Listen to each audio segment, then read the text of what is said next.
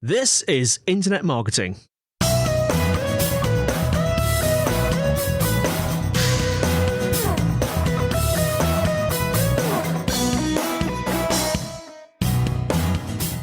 Hello and welcome to the Internet Marketing Podcast brought to you by SiteVisibility. I'm your host, Scott ColeNutt, and with me today is Paul Cohen, CMO of Freshbooks. And we're going to be discussing the intersection between advertising and product. I'm really excited to have you on the podcast and talk about this topic. It's an area for me, Paul, that's really interesting. I love product management, product design. I'm just a software geek and I experiment all the time. And of course, I love marketing and advertising too. And this is the world that you come from. Excellent. Well, I'm glad to be here to talk a little bit about it. So would you mind taking a moment to introduce yourself to our listeners and discuss anything that's happening at Freshbooks right now and your role at Freshbooks? Yeah, for sure. So as you mentioned, I'm the Chief Marketing Officer at Freshbooks. I've been with the company for about a year and a half now. And for those who don't know, so Freshbooks, it's a cloud accounting platform. So we are in that exciting world of accounting software. And our focus is really around helping small business owners manage their books and their business. So, people might be familiar with other folks like QuickBooks or Xero or Sage, and really kind of the difference between us and other folks is that we focused on the owner. Other platforms have really built primarily for accountants. So, ours is really focused on helping manage the day-to-day problems that an owner might face and keep them close to their books instead of having to rely on other folks to do it for them. And can you describe your role in the business? How do you work? How do you bring marketing and product together at Freshbooks? Yeah, for sure. So, the role of any CMO, like I see as being kind of, I have three real jobs to do. One is being, first and foremost focused on the customer and just making sure that we're customer obsessed in everything that we do and just in that inner relationship with product, that we're always bringing that voice of the customer, whether it's in a segment or market lens, back into the product group to help kind of drive that roadmap.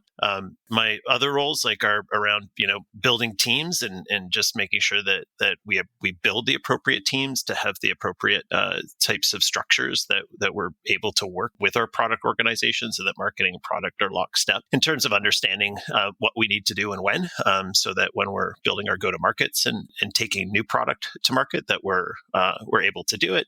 And the other side is around helping tell the truth. So looking at the data and being able to understand what's actually happening in the business and the product with our customers and how they're evolving and changing with our product, so that we can help provide that roadmap and look to the future as to what we should be doing, not only just 12 months from now, but of course 5 years down the road as well.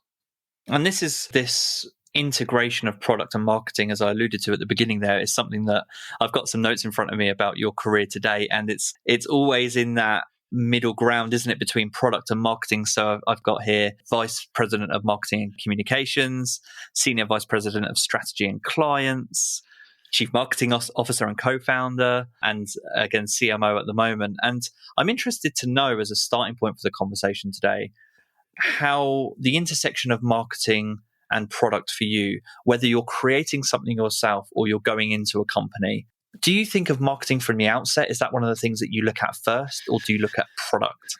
Yeah, I think first and foremost, I'm a marketer. I've grown up being a marketer, but I think everything, the whole approach that I've already taken to, whether you call it brand building or company building, is really around building experiences first. Mm-hmm. And all great companies that have been able to kind of experience any kind of real explosive growth have done so when they've made something, and they've made experiences that create, whether you call it virality or something else, something that's going to be magnetic outside of marketing or pushing messaging out. I've been on the other side of the equation. When I was in telco, I was in the wireless category, and we just spent gobs of money to try to get people to buy cell phones. And, like anybody who's experienced, in any country you're in, carriers spend a ton of cash trying to get you in to buy a phone. Where I think what I've really kind of looked at my career in the last little while of doing is to really build those experiences first. So, whether I was in the toy industry, it was if you created an amazing product, whether it was a TV show. I was at a company called Spin Master, and we created a show called Paw Patrol. And if you have kids probably in the 3 to 5 year old bracket, you'd know what it is.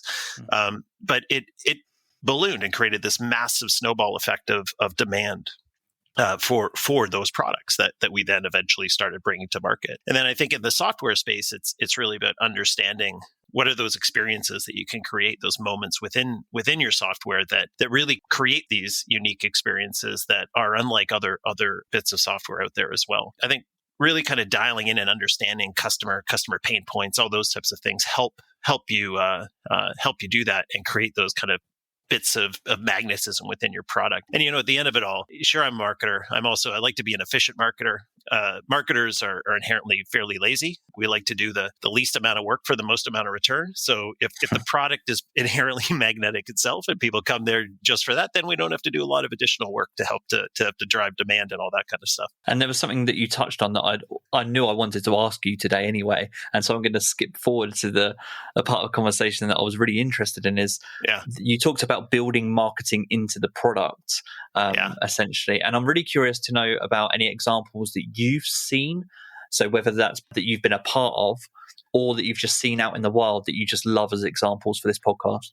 Yeah, sure.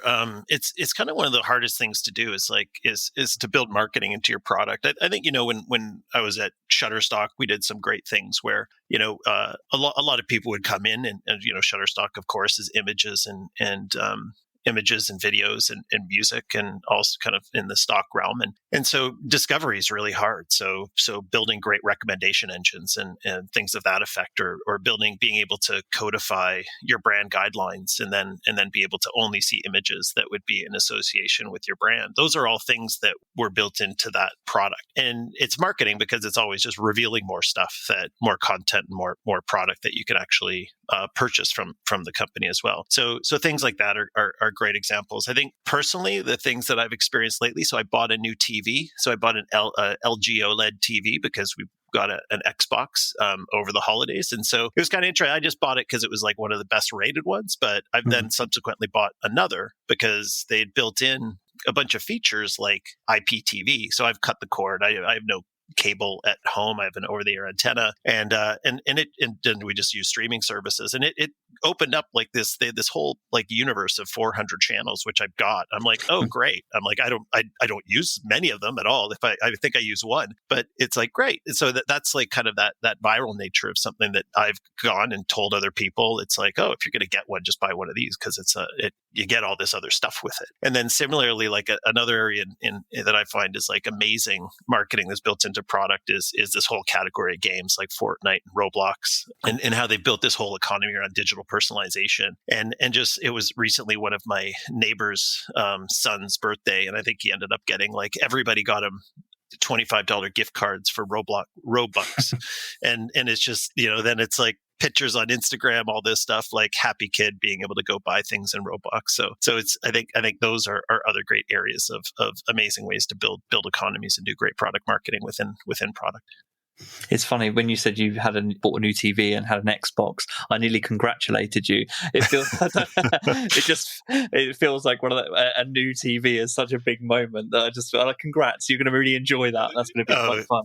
Well, just getting the Xbox in December was the feat in itself. So it was a lot of Twitter notifications and hanging out at 2 a.m. with other folks trying to get the actual machine. So it was challenging. And it's interesting you mentioned Roblox as well. It's Roblox, not Roblox, isn't it? Is that right? Yeah. Because I've only heard of it, and it's kind of this phenomenon that I'm not too aware of. I can see that it's growing. Everyone's talking about it, but I don't know so much about how that product was grown and much about their marketing. Is there anything that you've seen that they do that you really, really like? I mean, from a marketing standpoint, I only see because I see my kids and they use it. So I think like these everything's built. All of these kinds of brands are built off of like the virality and the need from kids. And what I think is the interesting piece of all this is just how they've built like the sustainability. So Roblox in particular, the games within the game. So it's not just one game. There's multiple things that you can do, and so they're continually adding to it. Similar to Fortnite, how they'll continually launch new seasons, and they've just been able to take what is traditionally looked at gaming in itself is just like what was like a linear process and then went into like a community kind of thing, has now kind of expanded into an ongoing entertainment platform where you can host events or they can launch movies and do so many other things within their platforms that they've become like an extension of what kids do in their life as opposed to just being an outlet for entertainment. There's an interesting connection that I'm making as you're talking, and I think about, so I've played Fortnite. I'm a Fortnite. I don't play it so much at the moment anymore, but I was kind of really into it towards the beginning, and I think about how they roll out new features and about how they roll out new features, new products within the game, I guess you might call it, and how they bring the audience along for that journey. I'm thinking the way it works is that they provide an advanced glimpse into the future about what they're working on. You always kind of get those teasers about what's being launched and when. You then have the whole pre-order process that you go through where they throw bonuses in and offers in for that. Mm-hmm. And then they have these big launch events. And as I'm thinking about it, and as you're talking about the gaming world a little bit more, I'm thinking about how that maps to SaaS products. Yeah. And my question is, well, do you think there is a natural mapping of what we've just talked about there over to SaaS products, and can SaaS products look at things in that way to make their marketing more effective, so bring their audience along for the journey for like new feature rollouts and for the future of the SaaS product itself? Yeah, absolutely. I think, just when you come at any kind of product build, we've gone through this kind of consumerification of enterprise software, like as companies like Slack, grew at a grassroots level in terms of bringing chat and community-based products into the enterprise. We keep having to expand how we look at other types of platforms and what we can learn from those platforms and bring them into our product. So, I said at the beginning, I'm in the world of accounting software. Nobody really sees that as being really that exciting at all. But there's a huge amount of excitement around it because, today we're giving people the ability to send invoices and get those invoices paid and, do time tracking and track their mileage and all of that kind of stuff. None of that seems like that interesting. But then at the core of it, we're helping drive someone's business forward. So, we are getting all of their data on like their invoices and how they're billing their clients. And then we're getting all of their expense data and all of these kinds of things. So there's so many different places we can go with having all of this information, whether we're telling people how much they should be billing based on where they live and the types of services that they're providing, or if we tell them here's what they should be spending and they're on average based on the size of their company or whatever, if from a mobile phone or from an internet plan standpoint. There's like the fundamental like nature of small businesses that they like to network and grow their business. So we could be creating marketplaces in terms of helping them kind of help build and connect with each other. So there's so many different places that we can go in terms of just building a piece of software that does this utility for them by looking at all of these different categories and seeing how they're doing all of these different things to help build community or to create new experiences or to just like create these different types of ways to bring people in and engage them on an ongoing basis. Interesting. That leads nicely into something that I'm really curious about is how it currently works at Freshbooks, and then more generally about feature development and product development in SaaS companies in particular. And so just as a starting point, I'm interested to know quite broadly, what do you think that marketing teams can learn from product teams? And then on the flip side, what do you think product teams can learn most from marketing teams? Yeah, I think they both operate fairly differently, and I'll generalize here because like different product teams behave differently, and different marketing teams behave differently. But what I find to be kind of some of the consistent patterns is like product is amazing at like process design and management and working in sprints and shipping items on a week in and out basis that are all working towards a bigger rock or with a broader picture in mind in terms of the things that they're trying to work towards. And marketers on the other side are fairly focused on delivering against the numbers. So whether it's revenue, whether it's customer engagement or mitigating churn, they're really focused on how they're driving against a revenue target with like customer motivations in mind. So one of the things that marketers often lose sight of is like, they're chasing the day-to-day revenue carrot, and trying to deliver on that number, where they sometimes lose sight of the longer term kind of 1 year, 2 year type of thing that they're working towards, and bringing kind of more of that like iterative, agile approach to delivering against marketing with that broader context in mind. So I think there's like an interesting way to help bring some of those processes and rituals that product is great at into a marketing organization. And similarly, what I've seen is that, and this is not universal across all product places, but what I find is that product organizations sometimes lose the customer motivation and understanding at that emotional level on what they're trying to achieve. So being able to bring that back into the product team and having that kind of a bit more of that customer obsession is one of those key things, and not just about kind of like achieving that job or doing that job that they need to do, but really more around that, what is the emotional driver behind what they're trying to feel like and going through the motions as well. Do you have separate product and marketing teams at Freshbooks? Yeah, so we have a fairly large product team. I've got a product marketing team that it did actually report into product before I was in the organization, and then we brought it under marketing as well. And no real reason other than saying, hey, let's bring the product marketing team over here. We work quite hand in hand with our product team, and in terms of on a month in and month out and on a quarterly basis to identify like what should our roadmap be and how do we work together to achieve that. So we work very well with each other. I think our product marketing team's been like great at, when they're in product, they lean one way, and what we've tried to do with them now is really just make them the kind of that central point for understanding the customer and what we need to do to help grow our customer from a segment standpoint, from a market standpoint, and going deep into the customer needs to be able to then work with the product team to help map out what needs to happen next to be able to either grow penetration within an existing customer, win a new type of customer, or enter a different market. And it's interesting that you use the phrase product marketing team and product marketing in general, because I want to know your opinion on the critical skills that are needed to be a product marketing manager as opposed to just a more general marketing manager. So the difference between the two roles. But maybe a way to frame this that might help you is, let's say there's a marketing manager out there that's listening to this podcast, but they don't specify in product, but that's really their goal. What do you think they can add to their skill set or their repertoire? What do you think they should focus on to become a product marketing manager in the future?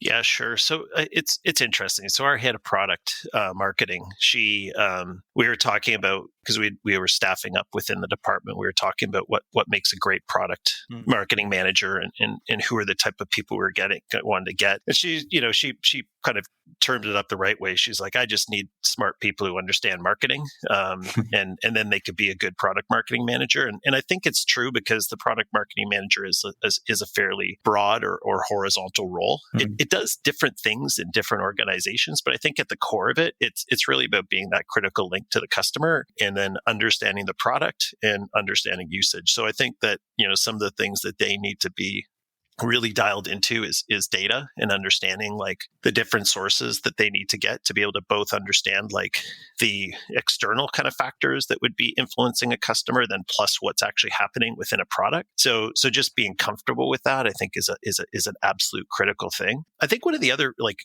big pieces that I look for in hiring anybody in product marketing is an understanding and an empathy about the customer. Some of the best product marketers that I've worked with are folks who have sat in the shoes of the customer. So, if you're building, when I was at Shutterstock, it was fairly easy because we were, a bunch of marketers who were marketing to marketers. So we all understood all the personas. We had everybody who we were trying to target working at the company. So it was one of the easiest things for us to understand. It's different at Freshbooks. We target the SMB audience, and that's a very, very wide and diverse group of customers. And so, what is great is when we have people who have a lived experience. So if we have folks who have either started a business or managed a business or owned a business, those are all amazing traits to have. Of course, it's very hard to find. But sometimes we'll work with folks who may have come from a family who's been entrepreneurs, and they just understand some of the trials and tribulations and challenges that people have had as they've gone through the motions of running a business. Yeah, it's interesting. As you're talking, there's a lot that you're explaining about good product marketing and good product marketing managers, which would suggest to me that you see a lot of beneficial skills as being in the area of observation, in terms of observing your customers, meeting their expectations, understanding their needs. It's the more emotional side of marketing. And as I'm thinking that through and as you're talking, I'm wondering what technical skills do you think are needed, if at all, and how has that changed over the years that you've been in these different roles? So do you think if there are any technical skills, what do you think Yeah. they are? And has it become more or less important over time? Yeah, for sure. So I think there's going to be some obvious skills that they're going to need to have. Like, I think that what we lean to and the folks within our product marketing organization do is much more technical analysis of usage within products, or if we're building out a different, like a feature set that we'd like to build, they might need to be going deeper into the actual business casing around that. So from a technical standpoint, I would say that they need to really be able to do is to build business plans and to be able to have the capabilities of being able to make a bunch of assumptions and know that a bunch of them are going to be wrong, but be able to show how a product, a feature, a group of feature sets might be able to help drive additional revenue into the organization. So it's being able to have those skills to be able to take those different types of needs or jobs to be done or pain points or whatever they may be, and then translate them into an actual business case so that the organization can be able to decide whether or not we want to invest in a set of features that we believe is going to help grow the business over time. That's interesting. And actually, that's a really nice transition into another area which I wanted to talk about. When I think about a company like Freshbooks and even Shutterstock and some of the other companies, these are big companies that have lots of different departments sometimes, but also that have lots of different product features.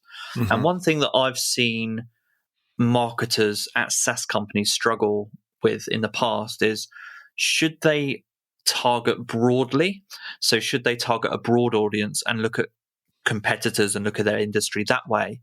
Or should they get more granular and undertake advertising targeting based on specific product features? Is that question clear to you? I'm kind of visualize it as I'm talking. So should you have segmented plans, marketing plans for each product feature, or do you recommend targeting more broadly?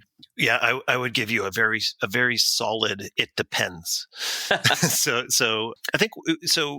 I think the main thing to do is to try as much as you possibly can. This is actually where it gets interesting from a marketing deployment standpoint. So one of the things that I think marketers are very bad at is having a regimented way of shipping ads that help understand what messaging drives demand. So one thing I did when I was at Shutterstock was we had a 2-week sprint cycle around a bunch of ads that we would put mainly into channels like Facebook, and we use that as like our barometer to understand what messaging got the best type of response. And so we would try, horizontal messaging, verticalized messaging, feature-based messaging. We would then play with the different types of imagery that we'd be putting in. And so, in those 2-week sprints, we would just basically come up with hypotheses on the Monday and then brief in the creative team and pump out a bunch of ideas. And then, basically spend the second week to be able to put them all together and ship. And then just kept that cadence going.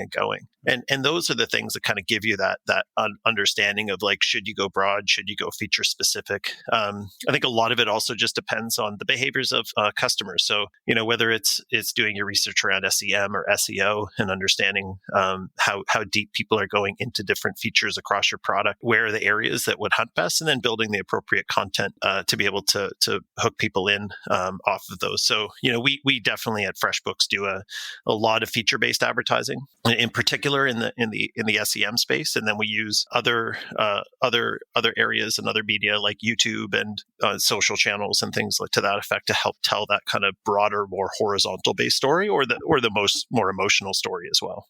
And I'm also curious to know whether that's an approach that you take either at Freshbooks or whether you have in the past before you even choose to develop a product feature. So have you ever used advertising to validate a product feature idea? And is that something you see? Have you ever seen? Yeah. So I would say that larger companies don't do it as much. So which is kind of interesting because they should. I've definitely done it. So it was years ago. A friend of mine he had a company that he ultimately sold, and he was making he had a crowdsourced network that would produce content for brands. And so most of it was just static images because he wanted to feed them into social channels. And he had a structure and system and big contributor network build out that helped do all this. And so 2 years, or he'd been doing it for 4 years, working great, good product market fit, lots of customer demand. And so when I was chatting with him, I'm like, why aren't you expanding into other stuff like video? I'm like, video's huge and everybody's trying to do it and it's hard. So why don't you go and do it? And he was like very opposed to it. And so I then went and bought a domain, bought a bunch of ads or made a bunch of ads and then put them into Facebook and did a lead gen campaign to see if I could generate any kind of interest. And so I took it back to him and said, see, look at that. For over a month, I got like over 500 leads. You should definitely be doing this because there's interest in it. And so I think things like that are a great way to just kind of like test your way into demand and test your way into whether or not there's actually any kind of like interest. And you could do it like whether it's under a company umbrella or not under a company umbrella. I think there's lots of ways to just be able to understand if there's any kind of real world demand for specific types of products.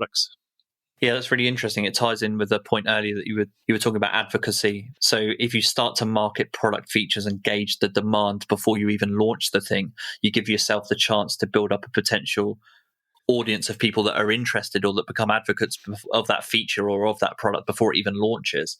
So I really like that idea. Yeah. And I'm interested to know, so having been in the SaaS space right now, but having been in the SaaS space previously, there's this area where I think there's an expectation from customers about things that they want from SaaS products. And if those SaaS products don't have those things, don't have those features, that could have an impact on reputation, leading to poor reviews, which can then impact marketing. So I'm curious to know for you, what are some non-negotiable features that you think all SaaS products these days should have? What are customers, in your experience, expecting now more than ever? Yeah, I think it's really different, I think, category by category. I would say that there's a couple things that should just be that they should be in all SaaS products. Is the first thing is really just like a great API. So I think right now, the way the world's shifting is that every platform wants to be the platform of platforms. So if you're able to be able to, one, create enough value in your product, then if you can write into more platforms and create the experiences that people are looking for within a bunch of other platforms, then that's like a great way to just continually bring people into your product. Just make sure you're kind of hunting where they are currently hanging out and not expect your platform to be the center of their universe. So I think APIs are pretty much like the main thing that people need to be focusing on. The other side is like, it may sound a little odd, but it's like, I think it's like really focusing on what's like uniquely your thing. So there's lots of folks that are just out there and are chasing after stuff, but are not creating any real newness within their category. So I think what companies have to really understand as they're building out their products is like, what's the thing that you're really good at that's unlike anyone else in the category? And in our space, there's lots and lots of folks who are out there building like invoicing and payments products that are fine for everybody. But there's a new set of competitors coming in every other day that's doing this. And so I think as the market just gets kind of cluttered with all these different tools, it's a lot of them aren't even thinking about like, what is it that they're doing? What's the problem that they're solving better than anybody else is today, as opposed to just like identifying that people are doing something and chasing a solution. So I think people really need to kind of take that step back and be like, and understand what is the product and how are they creating a way better product market fit than anybody else in their category and the unique problem that they're actually solving. I'm thinking about, in my experience, I've never been fully in the product space, but knowing a little bit about development, a little bit about software development, and I've seen that the entry into launching a product over time has become easier, which means that, as you've just said, the market is usually saturated. In some markets in particular, the market is saturated by lots of solutions to problems. But it's the companies that go beyond that and think about the experience as well as the solution that are really going to succeed. Is that a fair way to summarize what you've just said? Yeah, 100%. So even if you think about the small business space that I'm in. Everybody's out solving a specific kind of problem as it relates to a workflow. And if you're only looking at workflows, then you're not really thinking of the core challenges that an owner will face. And having been a small business owner a couple times in my career, it's like, yeah, great. You might need to get that solution for that specific type of pain point that you're looking to solve for. But the real problem I'm trying to solve for is like growth. Or I'm trying to solve for like how do I increase like the revenue on from each of my clients or diversify my client set. And everybody's out there trying to send a better invoice, and that's not the pain point. So I think like backing it up to go like, how can we actually, within our product, yeah, they need to send an invoice, but the problem they're trying to solve for is growth. So how do we make sure that they can generate more revenue? How can we make sure that they can understand their cash flow better than anybody else, or figure out how to manage their books better so they can actually, not spend as much money? And so I think that's where we're always trying to like back it up to be like, well, what's the real kind of problem that the business is having from a client standpoint, as opposed to just like thinking about like what's that specific type of problem or pain that they're having with that feature. To close out today's podcast, I'm curious to know, just on that last note, are there any products or services? I'm going to take Freshbooks as a given because you work there and so you're thinking about this stuff. But are there any products or services beyond Freshbooks that you just do an excellent job of giving you a solution as a customer, but then going beyond that to give you a really joyful experience?